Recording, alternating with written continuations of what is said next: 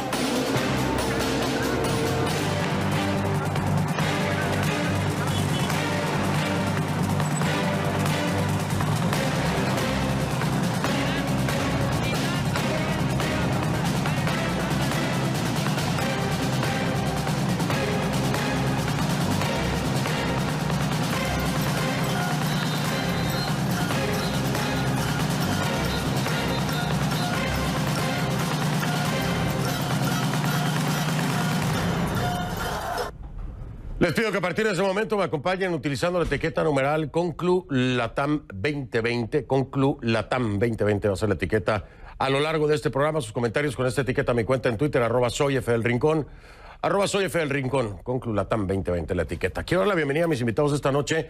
Le doy la bienvenida entonces a Luis Guillermo Solís, expresidente de Costa Rica y profesor de la Universidad Internacional de la Florida. Expresidente, bienvenido. Fernando, gracias por estar aquí. También a los periodistas mexicano, mi paisano, Max Aub, y venezolano Vladimir Kieslinger. Lo dije bien, ¿no? Así como siempre. Sí, ya me lo aprendí. Ya te lo aprendiste ya. Bienvenidos, Max, bienvenido. Gracias, Fernando. Gracias por estar aquí. Oigan, ahora sí que voy a abusar de la nacionalidad, pero quisiera arrancar con México, si me lo permiten. Por supuesto. Porque además es una coyuntura muy interesante la de México. Estamos hablando del tema Trump, estamos hablando del tema Evo Morales y estamos hablando del propio tema 4T de Andrés Manuel López Obrador. Hemos visto una muestra clara, creo yo, a menos que piensen diferente, de hacia dónde irá el gobierno de Andrés Manuel López Obrador en dos sentidos. El tema de Ovidio Guzmán y la liberación del mismo, lo que ha ocurrido en Coahuila, lo que ha ocurrido con la familia Levarón y la bienvenida al ex vicepresidente y expresidente de Bolivia, Evo Morales y García Linera. Mi pregunta hacia el futuro es, ¿podemos esperar de la 4T de López Obrador una radicalización hacia el futuro más clara en cuanto a sus políticas externas o relaciones externas y hacia el interior? ¿Qué opinan ustedes? Max, ¿quieres iniciar? Bueno, mira, gracias. La realidad de las cosas, en mi opinión, es que sí va a seguir radicalizándose, no tan rápidamente como muchos pensarían, pero si tomamos en cuenta que cuando asumió el poder hace un año, dijo que en un año las cosas iban a estar mejor en México, se cumplió el año y ahora está pidiendo un año más. Él sabe que de cualquier manera debe llevar mucho cuidado porque ha quedado claro también en muchas de las investigaciones que se han hecho y todos los sondeos que hay, que si bien es cierto, mantiene todavía, aunque ha caído más de 20 puntos, una popularidad rayando los 60, el 60%, es porque le cae bien a la gente, pero no necesariamente porque le cae bien está de acuerdo con todo lo que está haciendo. Entonces hay un desgaste muy rápido y él tiene que ser muy cuidadoso con las decisiones que va tomando. Creo que hay dos factores además que hay que tomar en cuenta. Dependerá mucho de cómo marche la economía, sin duda. Ha habido una serie de señales mixtas en México. Algunos dicen la cosa va para muy mal, otros dicen va mal, pero no tan mal. Pero en todo caso, los números no son halagüeños. Y lo otro es cómo se va a mantener la coalición gobernante. Uno de los problemas, que es una ventaja que tiene el presidente López Obrador, es que lo controla todo. Es decir, su partido controla todos los órganos legislativos, gobernaturas, el Poder Ejecutivo, en fin, el Senado. Si la coalición se mantiene, pues él va a tener ahí más margen. Si no, la cosa puede complicársele muy rápidamente. Para no decir el otro tema que ya usted mencionó, me parece muy atinada la observación, la parte de la seguridad pública. Sí, es un tema que sin duda alguna está generando mucha molestia en los mexicanos porque no hay una estrategia clara, ¿no? El Observatorio Nacional de la Violencia en México lo ha dicho en un estudio maravilloso que presentaron, y tiene un contenido espectacular. Habla de eso, de que no hay una estrategia clara. López Obrador no ha explicado la estrategia de seguridad que va a seguir, no ha pasado de frases como abrazos, no balazos, y de ver que siguen ocurriendo. Y lo increíble es que López Obrador dice, por ejemplo, lo que ocurre en Coahuila, cuando llega este convoy armado, dice, son hechos excepcionales. Sí. Y por supuesto, si lo vamos a ver estado por estado y municipio por municipio, son hechos excepcionales, pero en la visión país está pasando en todos los estados en diferentes días. Y esto no es un hecho excepcional, es una constante. Vladimir, desde la perspectiva venezolana, viendo las acciones de López Obrador, con una experiencia que ustedes tienen en un Hugo Chávez y el inicio de su mandato, ¿qué piensas? Bueno, muy preocupado, porque cuando dices que por qué López Obrador no ha explicado la estrategia es porque la respuesta es simple, no la tiene. No existe esa estrategia. Y el mejor ejemplo fue lo que ocurrió con Ovidio Guzmán, con la liberación y todo. Imaginarnos que hubiese ocurrido si hubiese sido bajo el orden del PRI esta liberación, esas implicaciones, ¿no? Por otro lado, tomando lo que decía el expresidente Solís, algo que también me preocupa de cara a la dirigencia política mexicana es entender que con lo que significó el PRI durante 70 años en el poder mexicano y lo que significa un Andrés Manuel López Obrador controlando absolutamente toda la esfera política, ¿qué ocurre con aquellas generaciones de relevo desde el punto de vista político? Ahora bien, vemos que poco a poco Andrés Manuel López Obrador ha venido incumpliendo incluso lo que prometió en campaña, caras o puertas adentro de México y puertas afuera.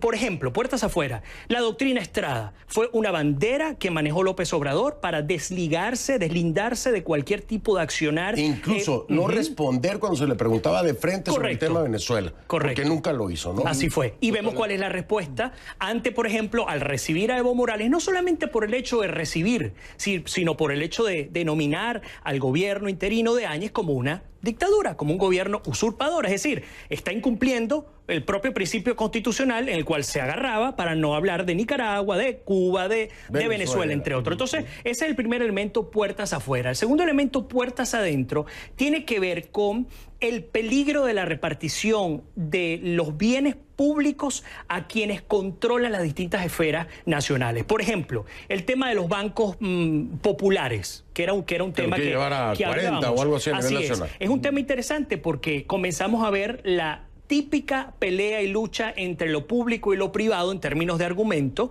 donde hay muchas falacias, donde vemos que ahora no hay ningún tipo digamos, de licitación pública, y donde, por supuesto, al no haber licitación pública, se presta para dos cosas. Obviamente, la primera tiene que ver con el hecho de la corrupción y la segunda con la ineficiencia, porque ocurre que cuando todo termina en manos del Estado, y tomando la experiencia venezolana, pues todo es de todos, pero nada es de nadie. Nadie termina siendo doliente de lo que ocurre con las instituciones. La pregunta directamente sobre la licitación y hacia el futuro, entonces escuchamos la mención de López Obrador. No necesariamente estamos pensando en que nos ayuden los militares. Y bueno, ahí viene un tema que conocemos de Cuba, conocemos de Venezuela, empezar a darle poder y participación de alguna forma económica a los militares, que acaban, bueno, pues siendo parte de un negocio. No digo que eso vaya a pasar en el futuro, pero yo le quiero preguntar, presidente Solís, con la experiencia que usted tiene como ex jefe de Estado, ¿se está centralizando el poder en México o ya está centralizado? Oh, México y América Latina el poder ha sido muy centralista, siempre, a pesar de que son países que tienen subestructuras nacionales muy fuertes, ¿verdad? Tienen estados en el caso mexicano o departamentos en el caso de otros países en donde gobernadores y legislaturas regionales tienen mucho peso. Ha sido el caso de Venezuela, por ejemplo, en el pasado.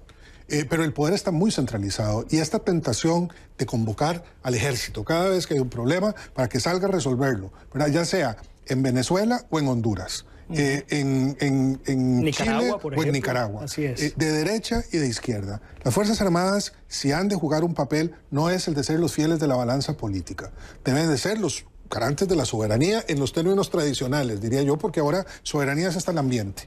Pero si nos ponemos en una posición más clásica, ahí hay un espacio para la Fuerza Armada. En el momento que, como en Honduras, se le traslada a la Fuerza Armada la responsabilidad de administrar un paquete agropecuario, o en el caso de México, las entidades financieras, estamos mal, estamos debilitando la institucionalidad democrática, estamos abriendo una puerta otra vez para tentaciones que en el pasado nos llevaron por muy mal camino y terminaron sometiendo a nuestros países a modelos autoritarios que no queremos repetir en esta Max, nueva etapa. esta palabra soberanía nacional e injerencia eran palabras que no escuchábamos tanto en México, en otros gobiernos. Estoy hablando del PRI, estoy hablando del PAN, ¿no? Pero es una frase repetitiva de López Obrador. Cualquier cosa puede ser una injerencia, cualquier cosa es un tema de soberanía.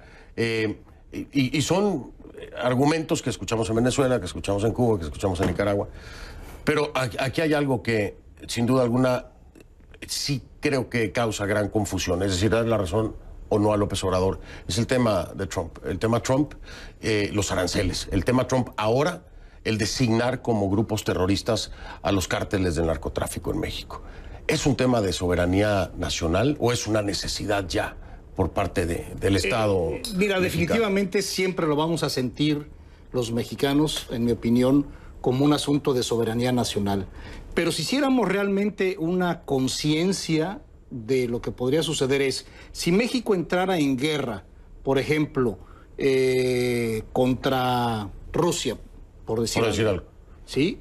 Y entonces Estados Unidos dijera, ¿sabes qué? Yo te voy a ayudar a defenderte contra ese país tan poderoso, y dijéramos que permitiéramos entrar tropas estadounidenses porque son nuestros aliados, como se ha manejado en distintos momentos de la historia de la humanidad, diríamos, son nuestros aliados.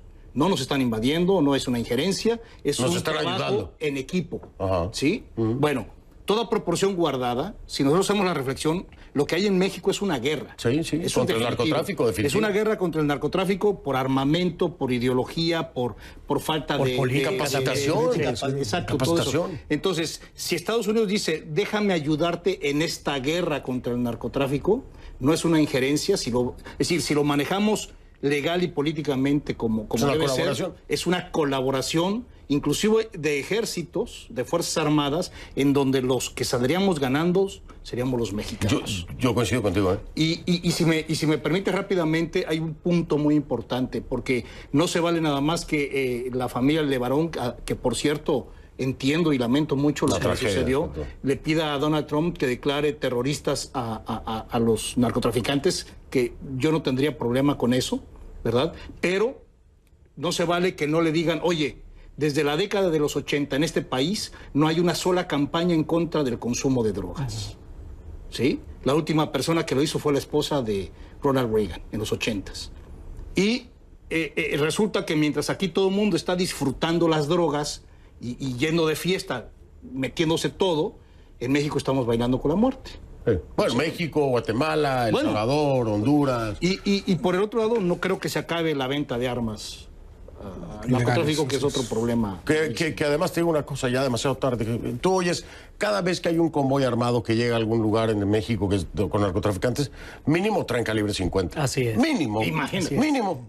Y eso rompe cualquier blindaje. Entonces dices, pues claro, o sea, calibre 50. Si están armados con calibre 50, ¿qué puede hacer el propio ejército? Le meten un calibre 50 a un tanque y le dan, ¿eh? Y le dan. Sí. Ahora, tengo que irme a la pausa, pero voy a hacerles la pregunta para cerrar con el tema de México.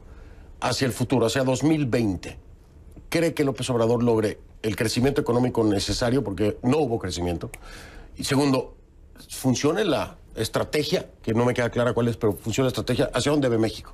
Bueno, yo creo que la parte económica, ninguno de los análisis que he visto de los organismos más respetados dicen que el crecimiento va a ser mucho y más bien hay dudas de si va a haber crecimiento. Es decir, que la tendencia todavía pareciera continuará de un crecimiento muy lento, y no en áreas estratégicas. Incluso un factor determinante en la economía mexicana, que es la venta de petróleo, ha caído en los últimos meses y con respecto al año pasado casi un 30%, lo cual no es poco.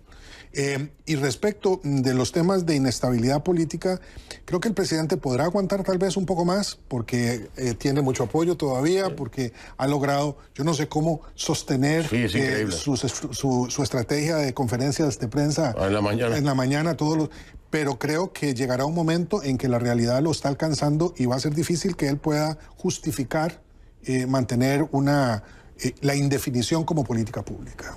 Brevemente. Bueno, nada más agregar, si acaso, que la popularidad que tenía o que tiene hoy Andrés Manuel López Obrador también la tenía en un año después de su gobierno Fox y Calderón. O sea que nada nuevo. No es la gran cosa. No es la gran cosa. No es la gran cosa. Aunque la hagan ver así, ¿no? Aunque la quieran ver. Porque ellos le echan unas porras. Sale con pompones casi. Sí, es lo mismo de Calderón. Qué buena anotación. 3 elementos rápidamente sobre el crecimiento de México. El primero, los commodities hasta el momento no han tomado el curso que deberían en términos de aumento, por lo tanto dudo que a partir de los commodities esto funcione. Segundo, la lucha en contra del narcotráfico y los carteles yo la veo muy complicada. La propia Fuerza Armada Mexicana está metida hasta donde no puede con los carteles. Y tercero, creo que finalmente el crecimiento va a depender necesariamente del acuerdo que pueda haber entre Estados Unidos y México para poder llegar. Que ya se les pasó. Así es. El TEMEC ya pasó, o sea, ya tenía que haberse firmado, no se ha firmado, esa es una de las grandes cuentas pendientes. Dice López Obrador que cumplió 89 de sus 100. Yo no sé, yo tengo mis dudas. Yo tengo otros datos. No, pero además, puedes tener 100, 89 no ser muy importantes, pero las 10 más importantes, ¿cuáles fueron las que cumplió entonces? Voy a hacer una pausa, regreso y continuamos con este programa especial Latinoamérica hacia el 2020. A ver. Están disparando desde los costados, en este lado. Están disparando desde los costados. Tenemos que hacernos hacia un lado, David. Vamos a movernos hacia acá porque están disparando desde el costado. Te veo desde hace horas aquí lanzando piedra, aunque estás en silla de ruedas. Sí, papá, porque quiero la libertad, quiero volver a mi país, quiero volver a Yaracuy, donde yo vengo. A unos pasos adelante se encuentra la Guardia Nacional. Están tirando los perdigones y están tirando también el gas lacrimógeno. Ellos están utilizando solamente piedra. Nosotros estamos usando piedra y ellos lo que están tirándonos es lacrimógena y nos tiran perdigones.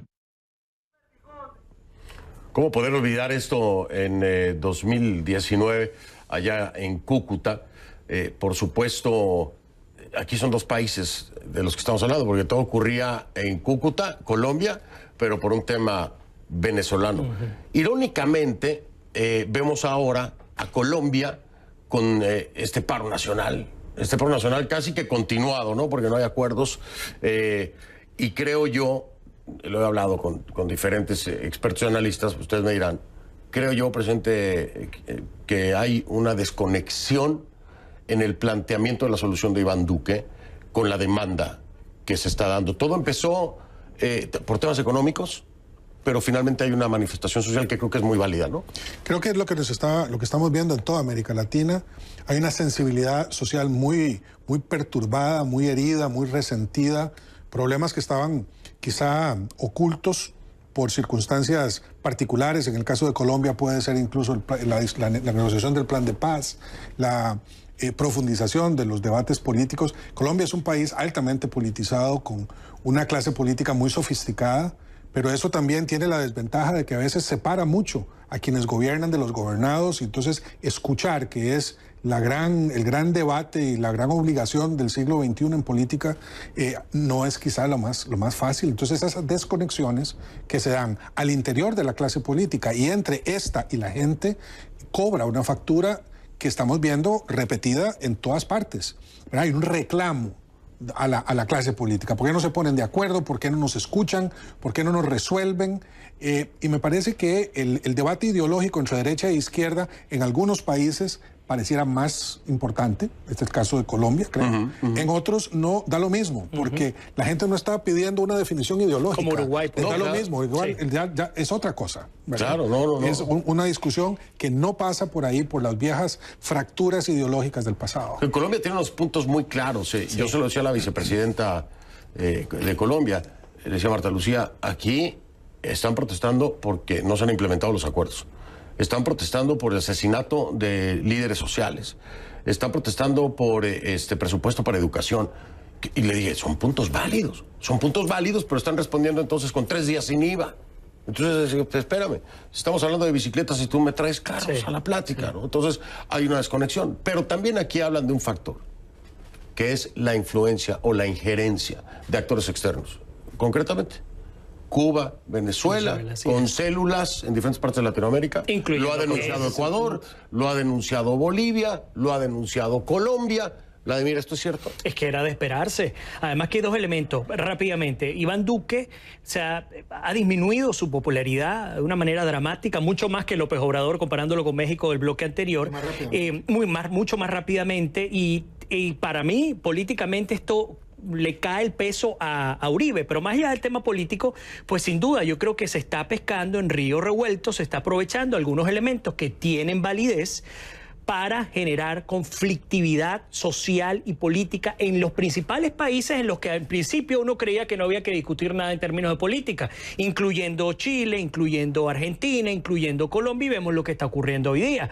Es parte de una política transnacional y es algo que dijo justamente Iván Duque en su oportunidad cuando se refería, por ejemplo, al régimen venezolano como un régimen que forma parte de una cadena terrorista transnacional. En Colombia hay 1.5 millones de venezolanos. El país que ha recibido imaginemos cuántas personas están allí, y que si aquí mismo en Estados Unidos los cubanos se infiltraron en Miami y se encargaron de desbaratar cualquier tipo de iniciativa para la libertad en Cuba, ¿por qué no hacerlo en Colombia? ¿Por qué no hacerlo en el resto de los países? Y además hay que entender algo, Colombia es un país determinante para la sostenibilidad de los narcoestados latinoamericanos. Imagínense ustedes lo que implicaría la caída institucional de Colombia, una Colombia que es frágil, pero una Colombia caída junto a una Venezuela, lo que implicaría esto. No te puedo decir la catástrofe. Por supuesto. No te puedo decir. Entonces sí, hay células, y sí, no solamente células extranjeras, externas, también hay que reconocer que las FARC nunca cesaron en sus funciones. Bueno, pues y esta gente ha continuado. Este mismo año salieron a decir que se rearmaban, ¿no? Lo sabemos. Y mucho peor. El Ejército de Liberación Nacional. Por supuesto, cuando te ves políticamente cómo se le carga, sin defender necesariamente en blanco y negro a Iván Duque, cómo se le carga la responsabilidad al gobierno de Duque con la muerte de estos 8 menores de edad que fueron secuestrados, porque no tendría otro nombre, por la FARC, fueron utilizados por la FARC y murieron en combate. ¿Quién es el que tiene la responsabilidad primaria? La tiene la FARC, que se queda con un cuerpo armado, pero además gana con el acuerdo de paz un cuerpo político, lo que ha complicado mucho más el escenario. Pero cierro con esto, también habría que entender lo que significaron las pasadas elecciones en Colombia. Sé que será mes y medio, un poco más, donde se demostró también que en efecto hay un descontento social en torno a las políticas. Bueno, pero es que la popularidad de Iván Duque, a muy corto plazo, presidente, a muy corto plazo, porque lleva, ¿qué? 1 año y 10 meses, un año y 9 meses de gobierno, la popularidad está por el piso. La pregunta que hace el futuro es, ¿continuará o podrá sostener la gobernabilidad de Iván Duque? Con esto que estamos viendo hoy hacia el 2020, ¿podrá Iván Duque sostener su gobernabilidad? Porque se le está saliendo la situación de las manos, no tiene la popularidad necesaria y, por supuesto, hay factores como Petro que están aprovechando esto también para golpetear políticamente al gobierno. Voy a regresar con Max para escuchar su postura y su proyección, al menos en Colombia, al respecto, y continuamos, si les parece, un poco más, avanzamos con Venezuela y nos vamos hacia otros países. Ya ahorita en el corte decidimos cuáles. Porque es que de verdad, tanta cosa en Latinoamérica, ¿no? Muchas cosas en Latinoamérica. Hago una pausa, regreso y continuamos con este programa especial.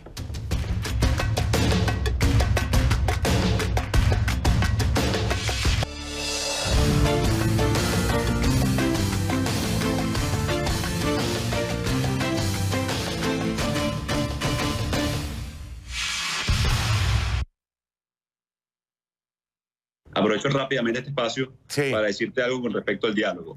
Esa es la respuesta garantizada de un gobierno o un régimen que no tiene respuesta a los problemas. Lo hicimos en 2017. No es que la oposición se negara a una opción como esa. ¿Y qué pasó? Hoy, Julio Borges, quien dirigió, fue jefe de delegación y en ese momento está exilado. Su más cercano colaborador, Fernando Albán, asesinado por este régimen. Así que para lo que no nos vamos a prestar en este momento en la oposición es para un falso diálogo que le dé oxígeno a un régimen que asesina, que tortura a jóvenes, que encarcela y que no da soluciones al pueblo de Venezuela. ¿Usted lo entiende así? ¿Lo ve como un tema que tiene que conquistar? Ganó esa elección, pero no ganó al electorado ni al país en su mayoría. Pues muchísimas gracias, Fernando. La pregunta es interesante. A mí me va a tocar ser el presidente de todos los guatemaltecos, de los que votaron por mí, de los que no votaron por mí y de los que dejaron de ir a votar. ¿Y qué le respondería a aquellos que dicen, oiga, ya deje de echarle la culpa al otro gobierno, esto es responsabilidad suya?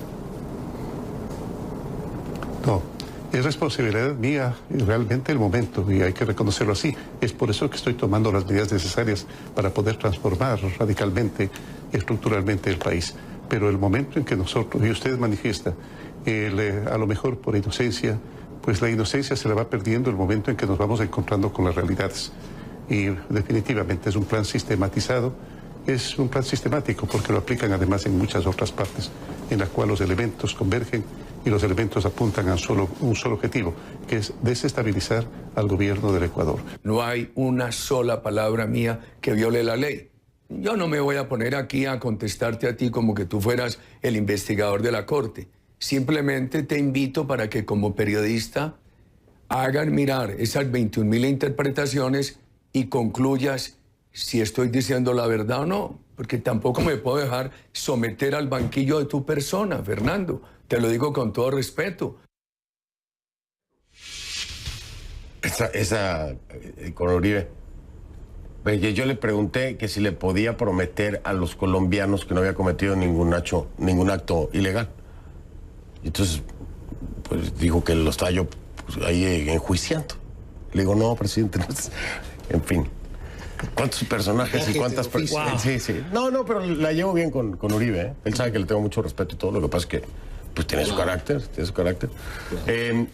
y hablando de Uribe, precisamente para ya cerrar con el tema Colombia, Max, Uribe le ha jugado en contra a Iván Duque, ¿no? Porque sigue opinando, sigue marcando agenda, sigue dirigiendo al país desde su curul.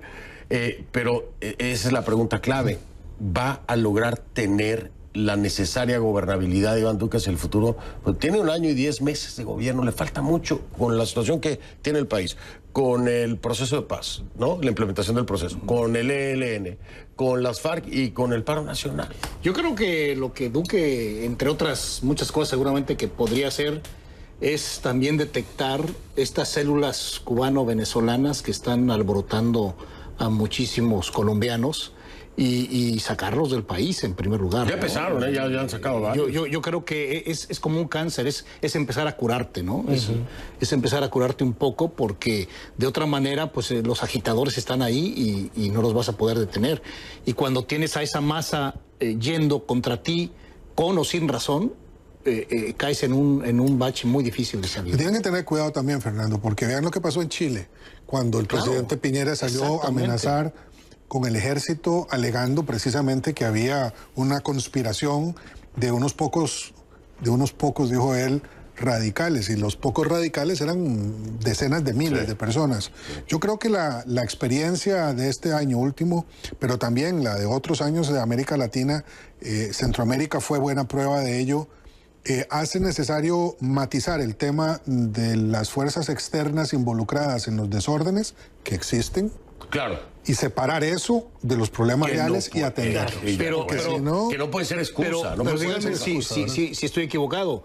Cuando empiezan las marchas en Chile eran pacíficas. Y de repente se convirtieron en algo que no... Que se salió de control y hubo violencia. O sea, de repente se salieron de control. Igual que en Ecuador. Igual que la lectura que le doy yo al tema Chile, que no hemos entrado allí por completo, es distinta. Las manifestaciones violentas se dieron desde el primer momento en el que hubo el aumento del pasaje, unos 30 pesos en el aumento. Esto es la de Chile, ¿no? Y de la de Chile, sí. Hablando de la de Chile. Y hubo una separación entre aquellas que eran las manifestaciones pacíficas y aquellas que eran acciones vandálicas y violentas que se han cobrado 1.500 millones de dólares en pérdida. Pero entrando justamente al tema colombo-venezolano, también habría que entender, por ejemplo, las implicaciones de la presencia de una figura como Uribe y cómo esa figura pudiéramos extrapolarla a otros líderes de América Latina que están haciéndole sombra a quienes gobiernan, de hecho. En Venezuela, por ejemplo, hay una gran discusión hoy día en torno a lo que ha significado el escándalo de corrupción de la Asamblea Nacional, pero también lo que ha significado Leopoldo López tutelando a Juan Guaidó. Sí, claro. Pero una eso buena es algo manera. que, bueno, yo ya lo sabía. Sí, por supuesto. No, pero esto es viejo. Si esto viene, esto antecede la crisis venezolana. Claro. Las divisiones en la oposición. Oiga, presidente Solís, pero aquí hay un tema también de transparencia.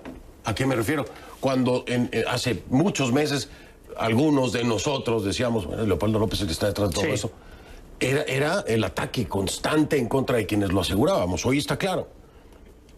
Y esto de la corrupción que se ha descubierto, no hay una transparencia tampoco en la oposición. Así es, no la hay. Así es. Y la carga de la prueba desafortunadamente la tiene la oposición. Por supuesto. Porque el gobierno, que ha sido mucho más corrupto, que ha sido un gobierno que haya actuado con salvajismo frente a la gente y tal, en estos momentos contempla el escenario con gran tranquilidad. Pero mucho de eso, la oposición la machacan. Mucho de eso se debe a que precisamente la oposición, Guaidó y su gente, no esperarías que fueran de esa manera. Exacto. Ya sabes que es como Andrés Manuel López Obrador. La carga la tienen ellos. Andrés Manuel López Obrador llegó con una serie de juramentos y de promesas que no ha cumplido. Entonces, mucha gente se está molestando y le están exigiendo. Y muchos dicen, pero ¿y por qué no exigiste igual en el pasado?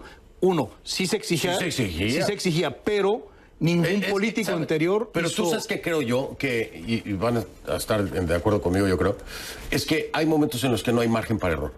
No hay margen para error. El caso venezolano y la oposición de Guaidó, porque quiero dejarlo bien claro, hay una oposición de Guaidó y hay otras oposiciones. Claro. Hay que ser bien claros. Sí. Aunque muchos hipócritas no lo digan, así es. Así es. La oposición de Guaidó no tenía margen para error. Y ya lo cometieron. Y como dice el presidente Solís, pues están sacándole raja. Y continuado. Desde Miraflores. Claro. Sí, claro. Y el desgaste, ¿no? No, bueno. El enorme credibilidad. Es terrible. El capital político. Y Guaidó, ¿qué va a pasar con Guaidó en enero? Yo no creo que se vaya a quedar, pero voy a hacer pausa. Regreso, continuamos tratando de avanzar esto. Qué difícil es esto. Ya venimos.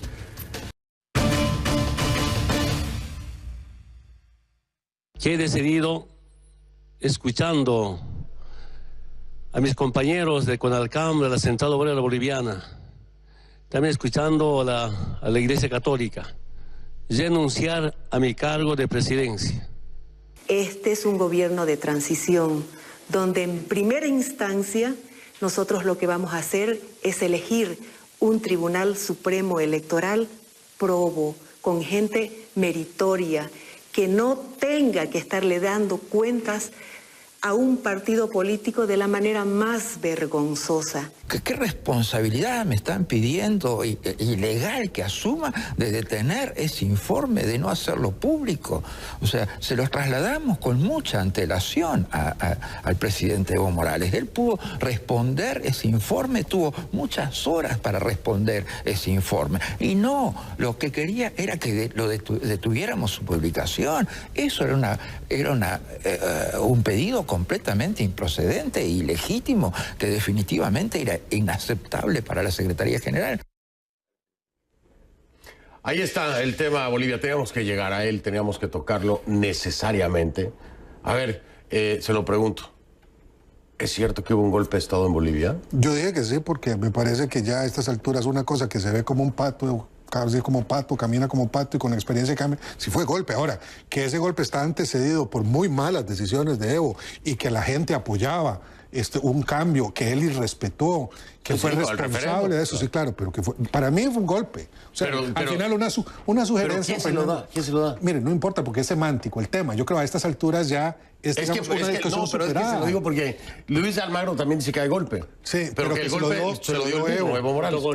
Lo cierto es que Evo irrespetó la decisión de la gente en el referéndum, irrespetó la transparencia en las elecciones y después se mostró como realmente era un pequeño dictador que quería permanecer en el poder, desafortunadamente a costa del propio proyecto que validez tiene en mucho de lo que planteaba para el rescate de los pueblos indígenas, que a mí me parece sigue siendo un tema válido en Bolivia. Completo. casi 500 años de exclusión. Bueno, creo que hizo algunas cosas importantes que ahora no le son reconocidas. Yo sí se las reconozco, me parece que es un modelo. No, pero yo creo que todos esos se las reconocemos, ¿eh? Pero bueno, una sugerencia de los militares en América Latina, a cómo están las cosas hoy, todos sabemos cómo se llama. Pero otra vez, me parece que esto es un asunto que no es importante. ¿Usted se hubiera ido si se lo recomienda a la Fuerza Armada? Yo no puedo responder a esa pregunta porque no fui presidente de Bolivia y en Costa Rica no hay Fuerzas Armadas. No, y por lo tanto, ¿verdad? Entonces, para mí... al que menos debería. Exacto. No, pero es que, a ver, vamos a ponerlo en contexto. Presidente, fue una decisión. La gente estaba en la calle y estaba pero no hubiera sido más práctico, por ejemplo, se lo sugieren y él dice, no me voy. Y entonces, si entran las fuerzas, entonces ahí es golpe, sí. Pero si lo vemos... Pero espérame, es que además está dentro de la ley, ¿eh? O sea, en la Constitución. Y en el código, no sé cómo se llama, se me olvidó, pero en el reglamento militar. Sí, militar, correcto. Tienen la facultad de recomendarle al mando superior y fue así como cualquier cosa que consideren, ¿eh? Por eso lo manejan así, pero como una recomendación. Algo interesante, y respondiéndole al presidente Solís, yo creo que no hubo un golpe de Estado en Bolivia y creo que al presidente Morales sí se le reconocieron las cosas como tenían que reconocer. Bueno, y voy a este ejemplo. Quemaron la Huipala, entraron con la Biblia. O sea, de acuerdo, pero algo importante. No, sí, se mezclaron cosas. Yo estoy de acuerdo ahí con sí, pero en el macro... que meter la Biblia y todo esto. Sí. Espérame, es que aquí estamos hablando de Estado. Sí, yo lo entiendo, pero a donde quiero llegar... No tiene que ver el tema de la religión. Exacto. Es un Estado laico para empezar, ¿no? Y de acuerdo totalmente, ahora, pero a donde voy es que, por ejemplo, el Fondo Monetario Internacional alabó las medidas de Evo Morales para rescatar la economía. No, yo creo que sí se le reconoció y se le reconoce. Y las compañías gaseras estuvieron de acuerdo con incluso con la nacionalización. Fue un país que no llevó trauma como lo vivió Venezuela. Y esto yo en mis programas, yo lo he hablado también mucho sobre las políticas de Evo Morales, pero eso no le daba la justificación para hacer lo que hizo. Ahora, ¿dónde está la caída en todo este asunto? Número uno, estoy totalmente de acuerdo, el haber burlado al pueblo haberse burlado al pueblo boliviano, porque fue un referéndum consultivo, tenía un carácter, no era un plebiscito como lo que ocurrió en Colombia con el caso del acuerdo de paz, que sí fue un plebiscito porque Santos sabía que no se podía arriesgar. El caso de Evo se fue con un referéndum vinculante y luego a través del Tribunal Plurinacional, pues bueno. En el ámbito, o sea, políticamente sí, pero legalmente no es lo mismo. Y dice que va a haber un segundo referéndum, después nunca lo hace. Yo le pregunto a la Cumbre de las Américas, oiga, ¿por qué no hizo el segundo? ¿O para qué hizo el primero? Si de todas formas no lo respetó. Y me dice, le digo, ¿por qué no es el segundo? ¿Sabes qué me contestó Santos? Me dice, Fernando, al perro no lo capan 2 veces. Yo me quedé en shock. Esa fue la respuesta de Santos. Está en cámara, no te lo estoy contando, no es un behind the scenes. Lo dijo en cámara, ¿no? Entonces, derecha e izquierda hace lo mismo. Claro. Y aquí lo hemos hablado con el presidente Solís, porque no, que son antiizquierda. No somos antiizquierda nadie aquí. No, y además la derecha hace las mismas porquerías. Interpretar que la reelección es un derecho humano, eso es un error. Por supuesto. Pero ahí fue, oiga, ahí empezó pero ahí la Corte Interamericana de Derechos Humanos, ¿para qué sirve? Correcto. Presidente Solís, fueron a consultar para que dieran ellos una respuesta. Pero el propio se hubieran evitado todo esto.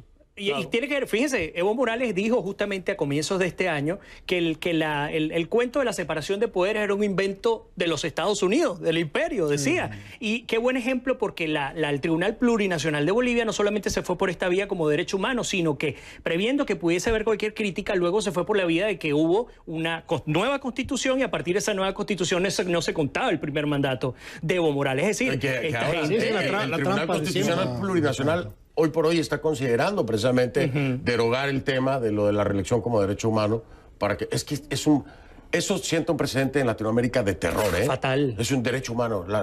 Oye. Y es algo que habría que aplaudirle a Lenín Moreno en Ecuador, que apenas llegó. Lo primero que hizo, 7 preguntas, de las 7 las 3, la primera y la tercera las determinantes. Corrupción, usted cometió corrupción de por vida, queda vetado. Y 2, la reelección. Y lo está haciendo Yanine Áñez. Eso es correcto. Lo está haciendo Yanine Áñez, que va rapidito. Poco tiempo, pero va como debe ser. En motocicleta. Es fundamental. Sí, va en motocicleta, pero cambiando todo lo que necesariamente tiene que cambiar. Voy a marcar una pausa, regresamos, ya no sé, nos debe quedar muy poco tiempo. Yo nomás lo último es, ¿por qué se fue a México, no a Venezuela? Ya terminamos aquí, ya terminamos, fíjese cómo estamos tan metidos en esto. No puede ser. De verdad, sí, no, yo tampoco lo creo. Presidente Solís. Fernando. Oiga, mil gracias. ¡Feliz año! ¡Feliz año! ¡Feliz Navidad a todos. Lo veo por acá, ¿no? Claro que sí. Lo veo por acá el año que entra. Señor, claro que sí. Mr. Max, contigo cuento Mi hermano, siempre, ¿no? siempre. Ya feliz sabes. año, feliz Navidad. Igualmente, felicidades a todos. Desde lejos. Así es, Fernando. Vladimir, mil gracias. Gracias a usted allá en casa. Yo creo que no dejamos ver mucho hacia el futuro, ¿no? Pero bueno, ¿qué le puedo decir yo? Así están las cosas en Latinoamérica. Hago una pausa, ya vengo.